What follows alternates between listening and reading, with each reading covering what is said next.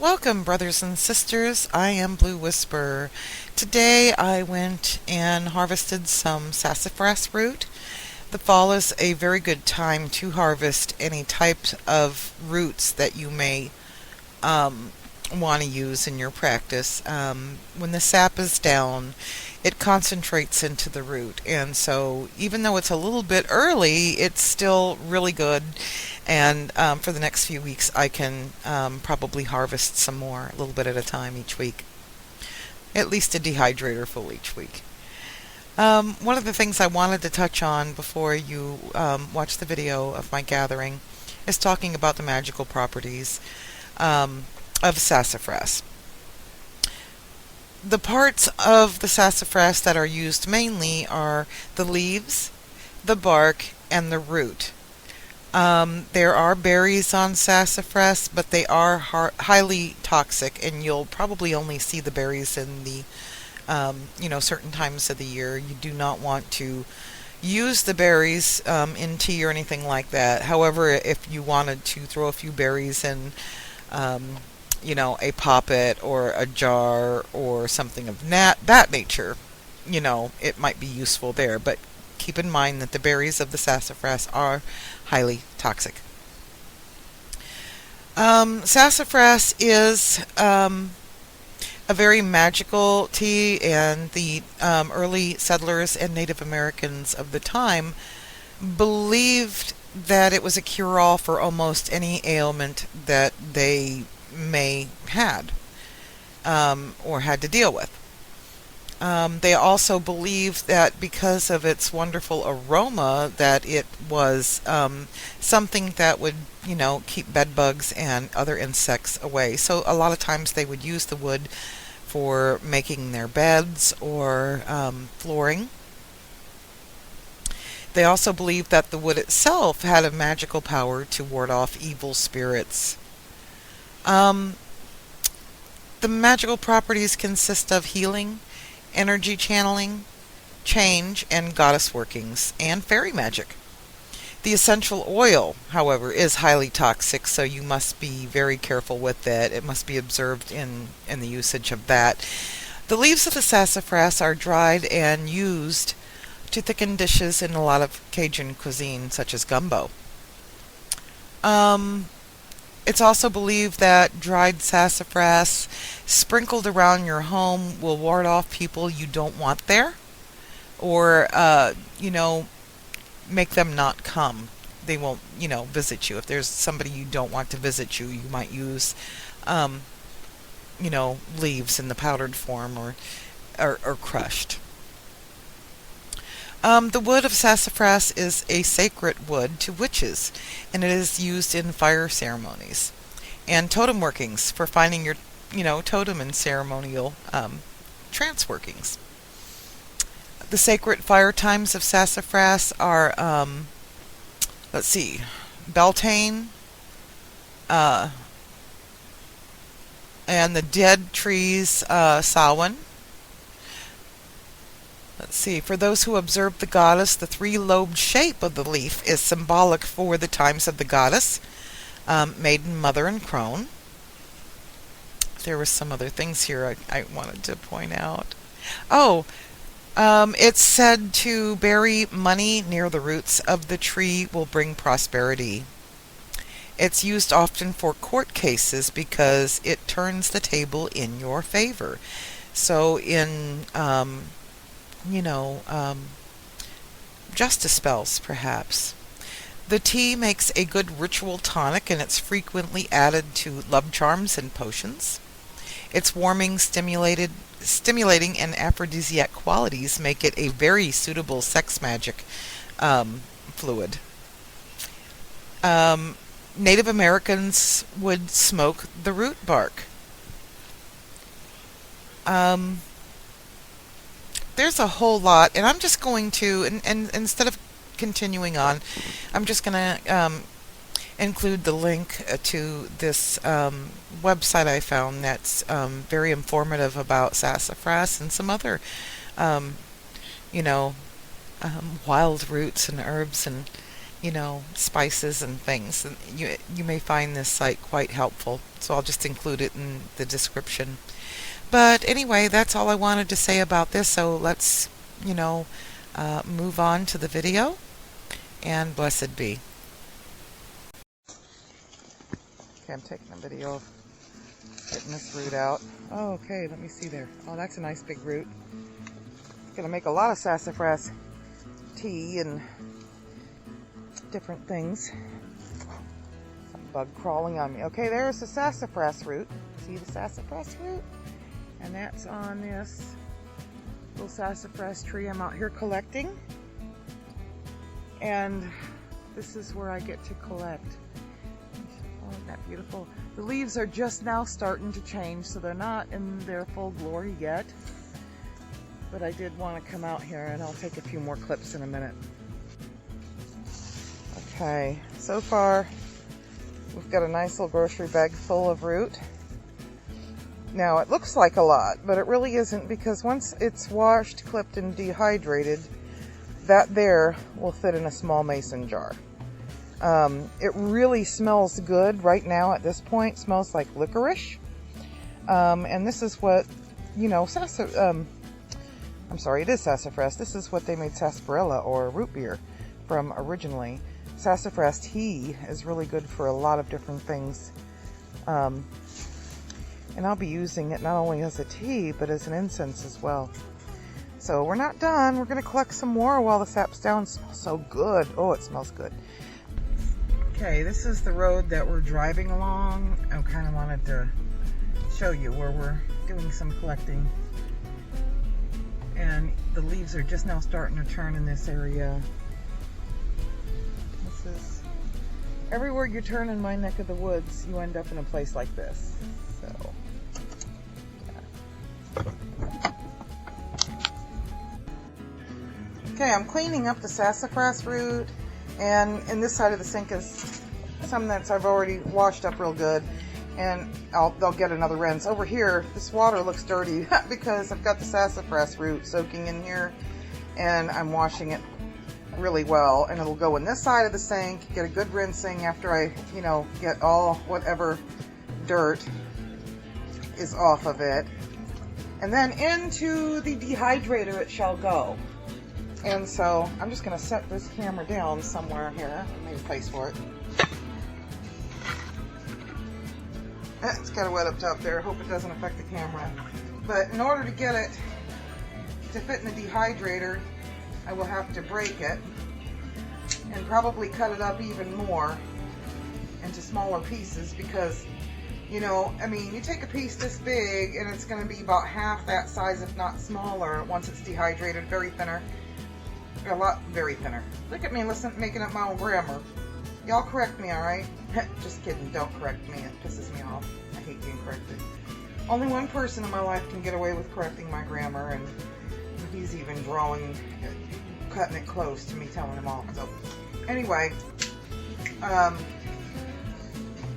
probably break this in half again too before I dehydrate it, because once it's dehydrated, I want it to fit nicely into my coffee grinder, because I'll grind it into a powder, and then you could use it like a loose leaf tea. Get the water good and hot, let it steep for a while, and then strain it off. And I will be making some tea with some of this. I'm fresh. And you can see I got some pretty big root here. I don't know if you can see that or not, but I'm hoping. I got some pretty big root here. Some people will just use the bark, but there's flavor all through the entire root. And this is what they used to use to make root beer.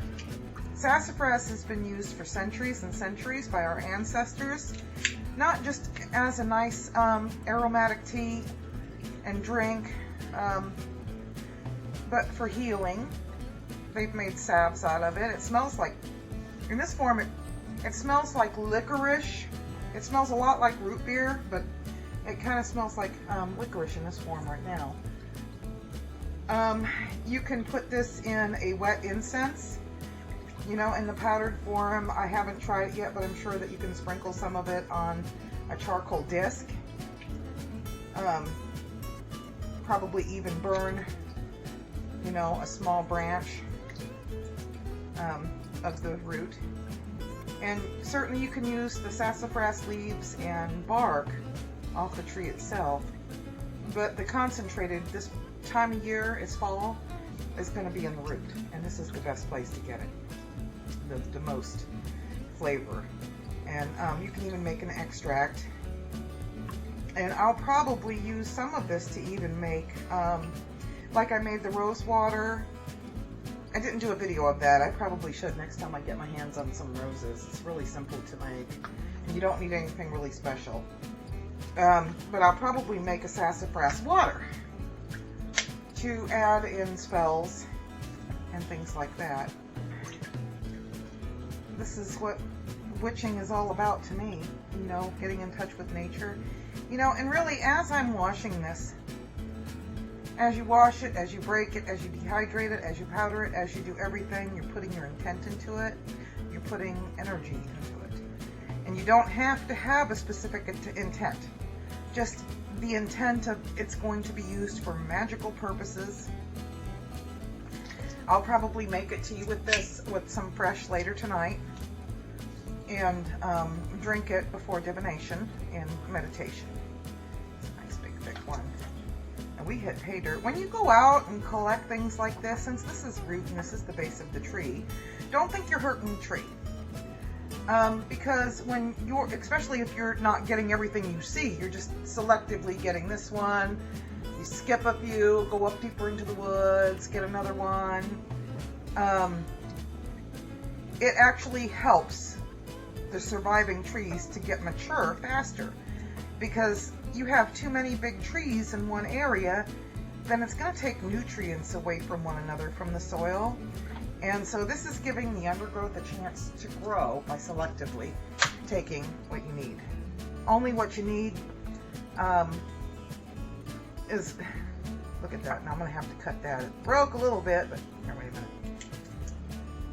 There we go.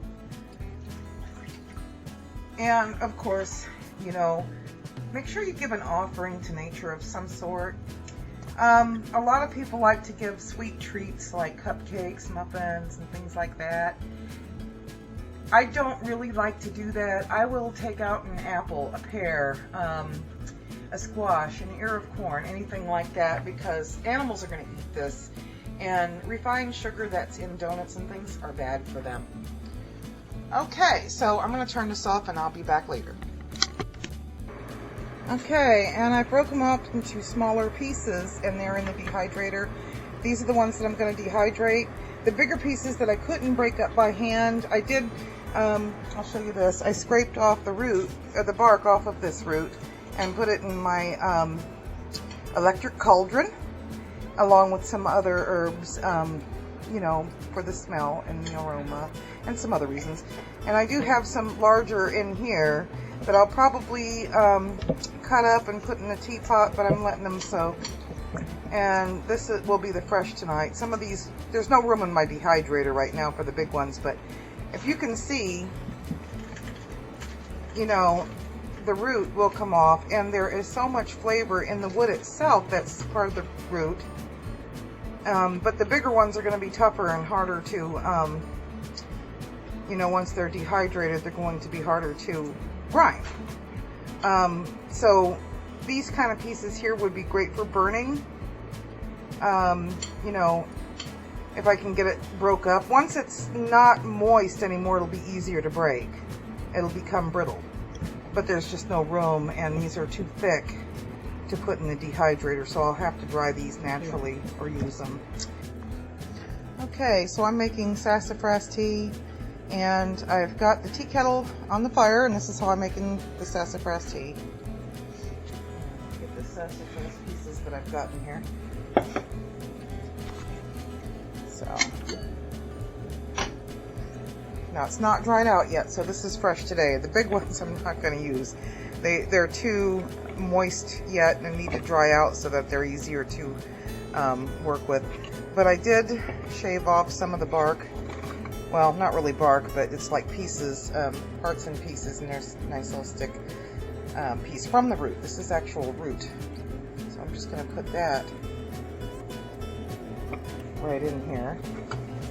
It's a nice big chunk right here. Some more pieces. Put it in there. I like it kind of strong. It's hard to do one-handed, but I'm going to do it. So I'm putting that in there. You let the water come to a boil first, and then you put your pieces in and just simmer it on a low temperature until it's nice and steeped all the way through. And just make sure you cover it. And then you come back when it's ready. Okay, so it's been steeping for 10 minutes on low simmer, and I'm just going to pour it in my little antique cup. I love this thing. So I'm going to use a strainer, and I'm going to go ahead and use a coffee filter as well. And the reason I'm using a coffee filter as well is because even though the strainer is more of a finer mesh, it's not as fine as what I would like.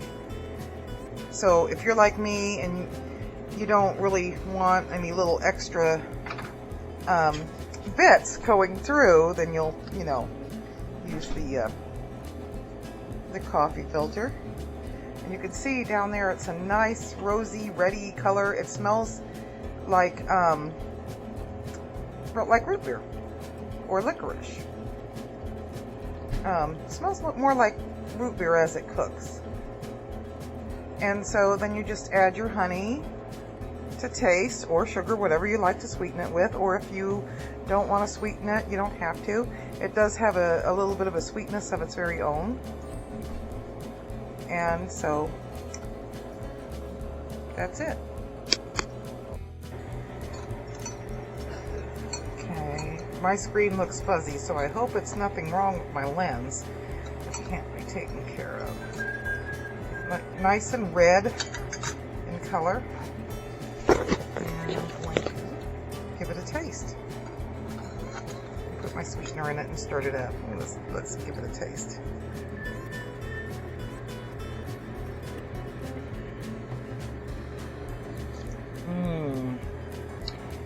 Oh, that is really good. Okay, well, there's my sassafras.